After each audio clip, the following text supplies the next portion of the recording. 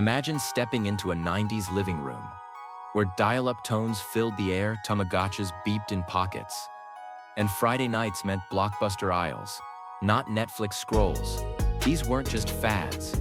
They were the heartbeat of a generation on the edge of the digital age. But what did these strange, unforgettable features of the 90s reveal about who we were, and who we were about to become? In the 1940s, houses were full of little surprises that feel strange to us today. When you walk into an old house from that time, you can almost hear the creak of the wood floors, smell the polish on heavy furniture, and feel the cool touch of metal knobs that no longer exist in most homes. These homes were built during war and change, when families had to be clever, practical, and sometimes a little odd in their choices. Each feature told a story about life in that decade. Some were about safety, some about fashion, and others about making daily life easier. Here are 15 of the weirdest home features from the 1940s, each one like a window into a world we no longer live in. 1. The milk chute was a small door built right into the wall. The milkman came by early in the morning, slipped bottles of milk through the chute, and families pulled them inside before breakfast. You can imagine the sound of glass clinking and the cool milk waiting at dawn. 2. Bomb shelters were hidden under many houses. Families feared air raids during the war, so they dug rooms underground with concrete walls. Inside, the air smelled damp, and shelves were stacked with canned beans and flashlights. Today it feels spooky, but back then it felt like safety. 3. Laundry chutes were slim, metal tunnels built between floors. Kids loved dropping socks and giggling as they disappeared down the shaft. For mothers, it meant less hauling of heavy baskets. You could hear the faint thump of clothes hitting the bin below. 4. Fold-down ironing boards were built into the wall, waiting behind small cabinet doors. Mothers would pull them down with a squeak, press hot irons against steaming shirts, then fold them back up again. The boards smelled of warm cotton and starch. 5. Pink, green, or bright blue bathrooms were the trend. Tiles gleamed like candy, and tubs often matched the walls. Standing in one felt like stepping into a sherbet shop, cheerful and strange to our modern eyes that prefer white and gray. 6. Knotty pine paneling covered living room walls. Its golden brown glow gave houses a cabin-like feel. The wood smelled sharp, and when polished it shone in the light. Families thought it felt cozy, even if now it seems heavy and dark. 7. Metal kitchen cabinets were strong and sleek. Painted white or pastel, they clicked shut with a sharp sound. They made kitchens feel modern, almost like small factories, and families felt proud of their shine. 8. Rotary phones sat heavy on tables, their cords twisting and tangling. To call someone, you stuck your finger in a circle and spun it around. The click-clack of the dial filled the room, and waiting for it to spin back felt endless. 9. Coal chutes let delivery men pour black coals straight into basements. The dust stuck to walls and noses, but it kept furnaces burning through icy nights. You could hear the rumble of coal tumbling like thunder under the house. 10. Mail slots were built right into front doors. Letters slid inside with a soft swoosh, landing on rugs in the hallway. The metal often rattled in the wind, a small reminder that news and bills could arrive any moment. 11. Push-button light switches replaced old toggles. Each button made a neat click when pressed, and kids loved poking them again and again. They felt like something out of a science lab, neat and tidy on the wall. 12. Glass doorknobs sparkled in the sun. When you grabbed one, it felt cool and smooth in your palm. They looked like jewels, catching light and throwing tiny rainbows, turning an ordinary doorway into something special. 13. Sleeping porches were screened rooms built off the back of houses. In summer, families dragged mattresses there to sleep in the fresh night air. The sounds of crickets and the smell of blooming flowers drifted through the screens. 14. Floor furnaces were square grates set right into the floor. In winter, the heat rose up in waves. Children stood barefoot on the grates, toes warming, while parents warned them not to get too close to the hot metal. 15. Milk glass light fixtures glowed soft and white, hanging from ceilings like little moons. Their round, cloudy shapes spread warm light across kitchens and halls, simple but beautiful in their quiet way. Each of these features, from glowing glass doorknobs to hidden bomb shelters, tells us how families in the 1940s lived, dreamed, and worried. Some were bright and cheerful, others dark and practical. Together they created homes that feel both familiar and foreign to us now. Step into one, and you step into history, where every knob, chute, and switch whispered a story of another time. The 1990s reached a peak where everything felt loud, bright, and full of energy. It was a time when culture seemed to explode all at once, filling homes, schools, and streets with sounds and colors that shaped how kids, teens, and parents saw the world. If the early years of the decade felt like opening a door to something new, the middle years felt like running straight into the heart of it. Everywhere you looked, something was changing. Technology buzzed with new ideas, shows and movies pulled families together, and kids built their own worlds in malls and magazines. The noise of the 90s was more than sound. It was the heartbeat of a decade in full swing. Technology in homes shifted quickly, but it didn't look smooth or sleek. Early cell phones were thick, heavy blocks, sometimes weighing close to a pound, with long antennas that bent if you stuffed them into a bag. Parents who had them felt powerful, like they were holding the future in their hands, even though the sound often cut out and the bills at the end of the month made them groan. At the same time, video game consoles glowed in living rooms. The Nintendo 64 arrived with sharp, colorful worlds that spun across the screen, and children gripped their controllers so tightly their palms sweated. The sound of Mario shouting "Let's-a go" filled houses across the country. These machines didn't just entertain, they built whole worlds inside four walls. Entertainment at its peak meant everyone in the house had a reason to sit together. Sitcoms brought laughter into living rooms at set times. No streaming or skipping allowed. On Thursday nights, when Friends came on, the air buzzed with laughter and canned applause as families leaned forward to see what Joey, Monica, and Ross would do next. The Fresh Prince of Bel-Air gave kids a world full of bright colors and bold music, while parents chuckled at Uncle Phil's tired sighs. And beyond television, movies seemed bigger than ever. Jurassic Park shook theaters with the roar of dinosaurs, while Titanic had whole rows of teens crying quietly into sleeves. The Matrix spun minds with slow-motion scenes and talk of reality and dreams. Walking into a theater meant stepping into another world, the smell of buttered popcorn heavy in the air, the ticket stub soft between your fingers. But culture in the 90s wasn't just made by adults. Youth carved out their own spaces, especially in malls. On weekends, groups of teens circled the shiny floors, carrying soda cups and laughing at inside jokes. The hum of arcade machines spilled out into food courts, mixing with the smell of pizza and fried pretzels. Clothing stores blasted music so loud you could feel the bass thump in your chest, and fitting rooms turned into stages where kids tried on baggy jeans, flannels, or glittery tops. To many, the mall wasn't just a place to buy, it was a place to belong. At the same time, teen magazines like Tiger Beat or 17 filled bedrooms with glossy pages of crushes, quizzes, and fashion tips. Posters of boy bands with practiced smiles and perfect hair were taped over walls, turning private spaces into shrines to pop idols. While kids and teens built their own worlds, the wider world rushed in through screens. The rise of 24-hour news meant events across the globe landed in American living rooms faster than ever before. The Gulf War flashed across TVs with green night vision clips. The O.J. Simpson trial gripped millions who watched every twist like it was a soap opera. And when Princess Diana died in a car crash, the news ran all day and night. Her face shone again and again, crowds of flowers piled outside palaces far away. It was as if the world had shrunk and stretched at the same time, becoming both closer and more overwhelming. The mix of it all, technology that felt futuristic but clunky, shows and movies that felt larger than life, youth culture that gave kids power, and news that made the world feel smaller, created a unique rhythm. Families who once only had 3 TV channels now flipped through dozens. Kids who once played outside until the streetlights came on now begged for just 5 more minutes with controllers or Tamagotchis. The air felt full of choices, but also full of noise. People wondered what it meant to live in a time when so much was happening at once. The 90s peak wasn't quiet, and it wasn't calm.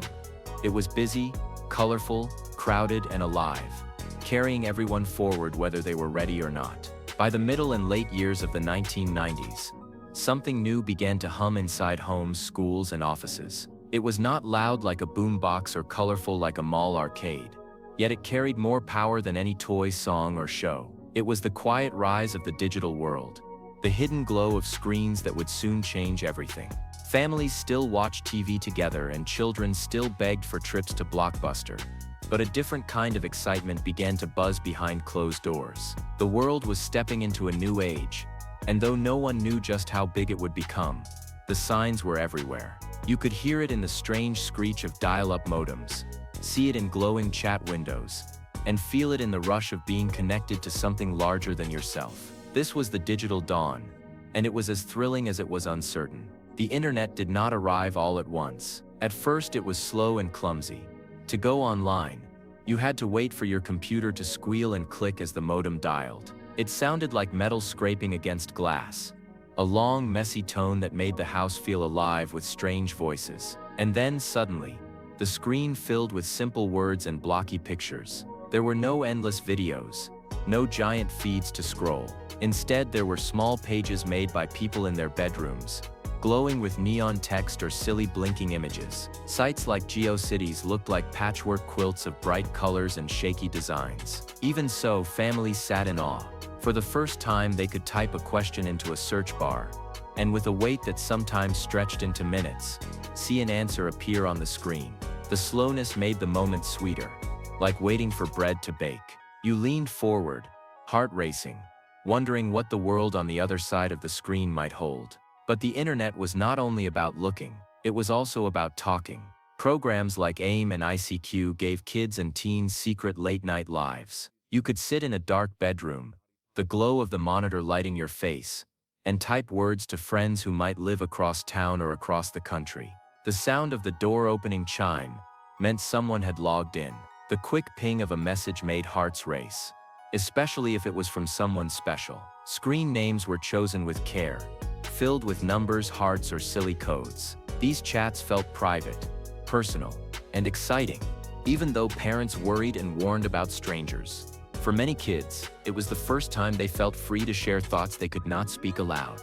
Music also shifted into the digital space. At first, CDs were still king, sliding into Discman players that skipped if you ran too fast. But then came MP3C, small files that could fly across the internet faster than a CD could spin. Programs like Napster turned songs into treasures passed from one person to another. For the first time, kids could collect entire albums without stepping into a store. The crackle of radio was replaced with the click of a mouse, and whole libraries of music began to live on hard drives. This shook the music world, with artists and labels fighting to keep control. But for young people, it felt like magic. Songs that once cost $15 could now be played for free. The sound of the future was small, hidden inside glowing files, but it was powerful. As computers grew smarter, games followed. No longer stuck only on living room consoles, games found homes on PCs, with worlds that stretched further than before. Early online games let players meet strangers inside glowing digital maps, building friendships and rivalries across thousands of miles. The idea that you could fight, trade, or talk with someone you had never met in person felt almost unreal. The gap between the physical and digital world was shrinking, and kids who grew up in these spaces learned to move between them with ease. Even as excitement grew, so did tension. The year 2000 loomed large on calendars, a round number that felt heavy with meaning. People whispered about the Y2K problem, a glitch in computer coding that many feared would crash banks, planes, and power grids. When the clocks rolled from 1999 to 2000, news stories warned of chaos. Some families bought bottled water and stacked canned food in basements, as if preparing for a storm. Others laughed it off, rolling their eyes at the idea that machines could cause such fear. Still, as midnight approached on December 31st, 1999, hearts raced. The countdown was more than fireworks and songs. It was a test of trust in the new digital world. And when the clock struck 12, when lights stayed on and planes kept flying, relief swept through homes. The world had crossed into a new age, and there was no turning back. The late 90s were a time of balance between the old and the new.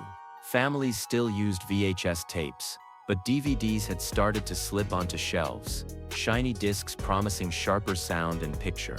People still wrote letters, but email was faster and growing more common. Friends still called on phones, but instant messages kept them talking through the night. Every choice felt doubled. Analog or digital, old habit or new step. Some clung to the past, while others rushed ahead, eager for each change. But everyone could sense the same thing, that the ground beneath them was shifting, and life would never be the same. Looking back, the digital dawn of the 90s feels both simple and enormous.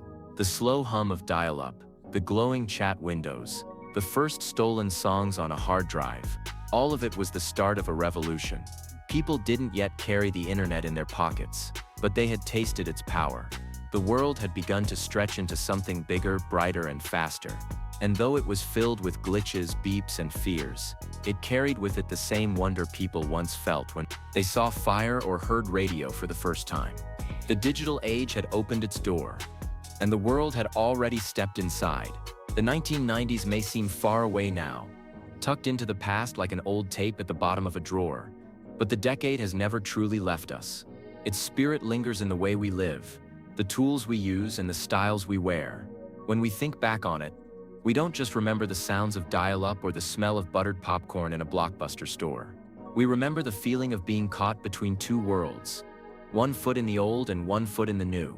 The 90s were more than a time of fun shows, mall trips, and strange gadgets. They were a turning point, shaping how we entered the 21st century, and how we still see ourselves today. One of the strongest legacies of the 90s is the way technology grew into every corner of our lives. Those chunky computers and screeching modems may look silly to us now, but they were the roots of the connected world we carry in our pockets. Without them, there would be no smartphones, no social media, no endless videos waiting to play on demand. The excitement kids felt waiting for a page to load is not so different from the excitement we feel now when a message lights up our screen. The difference is speed. Back then, we waited minutes for a picture. Now we wait seconds for whole movies to stream. The seeds of this speed and ease were planted in the 90s, when people first learned to live online. The culture of the 90s also left its mark in ways that reach far beyond memory. Sitcoms like Friends and The Fresh Prince of Bel-Air continue to play on streaming platforms, drawing in new generations who laugh at the same jokes their parents once did. Blockbuster movies that once filled theaters now live as classics, quoted and copied, their music still swelling in the background of our lives. Even fashion from the 90s has returned. Walk into a store today and you may see baggy jeans, chunky sneakers, or flannel shirts that look just like the ones teens wore while listening to grunge. The past has been pulled into the present, proof that culture never disappears. It circles back, carrying old feelings into new times. But the 90s were not just about fun. They also showed how society could change quickly, and how those changes could last. The rise of 24-hour news taught people to expect constant updates, a habit that has only grown in today's world of instant alerts. The global events that flashed across TV screens made people feel the world was smaller, closer, and always moving. That closeness carried forward, shaping how we now see news from far-off places in real time, on phones that never leave our hands. The roots of today's non-stop information flow were watered in the 90s, when cable news first showed how quickly the world could come into your living room. Nostalgia is another sign of the 90s' power. People who grew up in that decade now look back with a mix of joy and longing. They search for old toys on auction sites, buy re-released video game systems, or watch reruns of shows that once made them laugh on school nights. This longing has become its own business, what some call the nostalgia economy. Companies know that people will pay to feel the comfort of their childhoods, to hear the pop of a VHS tape sliding into a player, or to see the glow of a Tamagotchi's tiny screen. The past has become a product, but it also remains a treasure, something that brings people together across generations. At its heart, the 90s were about balance. They balanced old habits with new tools, face-to-face talks with instant messages, long waits with fast thrills. They showed us what it meant to step into change, not with fear but with curiosity. The decade trained us to expect progress, to look for the next big thing, and to believe that technology could solve problems and connect people. That optimism still echoes today, even when new technology comes with worries or risks. The 90s taught us to walk forward anyway, trusting that the future might surprise us in good ways. Looking back, the decade seems almost simple compared to now, but it was not simple to those who lived it. It was full of questions. Would the internet take over? Would music survive the storm of downloads? Would the year 2000 crash every computer? Each question carried weight, and each answer shaped the path we still walk. The relief people felt when Y2K passed without disaster was more than just about the date. It was a sign that the world was ready to enter a new century, stronger and more connected than before. The lasting impact of the 1990s is not found only in the objects we still hold, or the shows we still watch. It is found in the way we live with change. The decade trained a whole generation to expect the unexpected, to blend old comforts with new wonders, and to carry forward traditions while stepping boldly into new territory. The world we live in now, fast, digital, always connected, was shaped in those years when the internet first whispered into our homes, when malls buzzed with teenage voices, when TV shows gave us lines we still repeat. The 90s are gone, but they are not finished. They live in the foundations of our digital lives, in the styles we wear, in the stories we tell, and in the memories we hold close. They remind us that every age of change feels strange while you live it, and only later does it shine with meaning. The 1990s showed us that culture is not just what we see around us. It is the bridge we build to the future. And as long as we keep walking that bridge, the 90s will always walk with us.